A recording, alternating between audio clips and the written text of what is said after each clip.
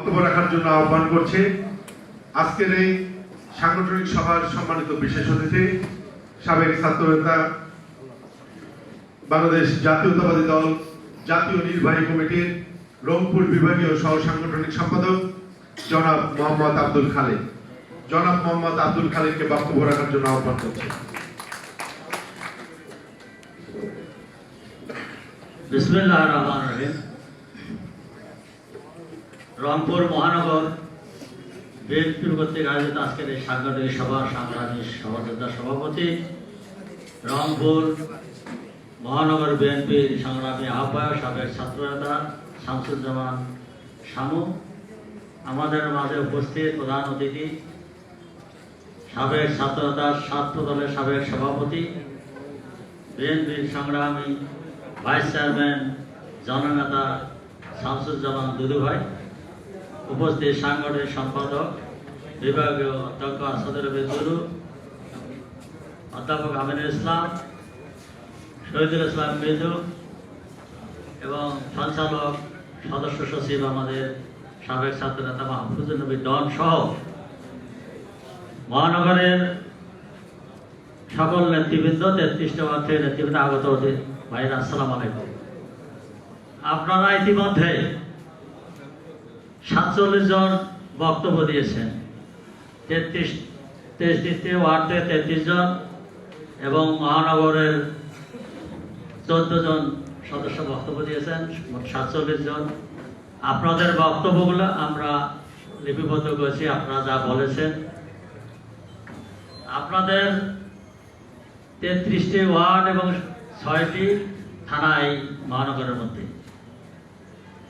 যদিও ইতিপূর্বে রংপুর এলাকা বললেই ঢাকার মধ্যে বলতো লাঙ্গল, এখন কি লাঙ্গলের অস্তিত্ব আছে?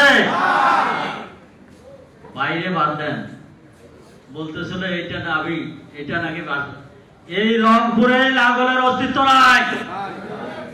রংপুর এখন হবে ধানের শীষের ঘাটে, হবে না?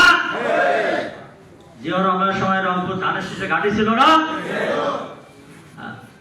এই কারণে আমাদের সংগঠন করতে হবে। অনেকে সুন্দর সুন্দর বক্তব্য দিয়েছেন। 7টি কমিটি আছে সুন্দর। আপনারা যেভাবে কমিটিগুলো করছেন, আবার আপনারা এক হয়ে কাজগুলো করেন না কেন? এই কাজ করার জন্যই তো আজকে আমাদের দায়িত্ব দিয়েছেন, আপনাদেরকে দেখভাল করার জন্য তো দায়িত্ব দিয়েছেন। সবাই তো আমরা দলের ভালো চাই নাকি? আগামী দিনে কিভাবে সংসদে যাওয়া যায় সেই চেষ্টা করা। রংপুর মহানগর যখন ভালো হবে, রংপুর মহানগর যখন ধানের শীষের ঘাঁটি হবে, রংপুরের এই রংপুর 3 আসন যখন ধানের শীষের ঘাঁটি হবে, রংপুর এই মহানগর যখন ধানের শীষের ঘাঁটি হবে, রংপুর পুরা বিভাগ তখন ধানের শীষের ঘাঁটি হবে। এই কারণে আমাদের ভারপ্রাপ্ত চেয়ারম্যান তারেক রহমান আপনাদের এই রংপুরের প্রতি, আমাদের সাংগঠনিক সম্পাদক বা আমাদের যে সমন্বয়ক দুদু ভাইকে দায়িত্ব দিয়েছেন। যেহেতু ছাত্র দলের প্রেসিডেন্ট ছিলেন, কৃষক দলের সাধারণ সম্পাদক ছিলেন, দীর্ঘদিন ছাত্র রাজনীতি করেছেন, কৃষক দল চালিয়েছেন সারা বাংলাদেশ, রংপুর এলাকা উন্নয়ন করার জন্য সাংগঠনিক সম্পাদক সহ আমাদেরকে ওনার সাথে কাজ করার জন্য দিয়েছেন। আমরা মনে করি এই রংপুরে ছাত্র দল, যুব দল, স্বেচ্ছাসেবক দল দীর্ঘদিন এরশাদ বিরোধী আন্দোলন থেকে শক্তিশালী ছিল। যখন এরশাদের অস্তিত্ব, এরশাদ সারা বাংলাদেশে ছিল, তখন রংপুরের মধ্যে এরশাদ ছিল না, ঠিক আছে? তখন ছাত্র দল এই রংপুর চালাইছিল। সেই যৌবন কি এখন ছাত্র দলে নাই? রংপুর মহানগর ছাত্র দল, রংপুর জেলা ছাত্র দল, রংপুরের স্বেচ্ছাসেবক দল, কৃষক দল, যুব দল, যত অঙ্গ দল আছে সকলকে একত্রিত করে সুন্দরভাবে আপনারা কাজগুলো করবেন। আপনাদের কাছে সার্বিক সহযোগিতা করার জন্য আমাদের সমন্বয়ক সহ সাংগঠনিক সম্পাদক সহ সংগ্রাম আমরা আপনাদের পাশে আছি। আপনাদের ওয়ার্ডগুলোতে যখন যেখানে যেতে বলবেন, যেভাবে যেতে বলবেন, সম্মেলনে যাতে সকলের দল মত নির্বিশেষে সকল মতামত ভিড়ে আপনারা সকলে যেভাবে কাজগুলো করছিলেন 7 তারিখের আগে আমরাও ছিলাম সেখানে কয়েকটাতে, আপনারাও ছিলেন, সেভাবে কাজ করবেন। কাজ করার জন্য আপনারা প্রস্তুত আছেন তো? প্রস্তুত আছেন ইনশাআল্লাহ।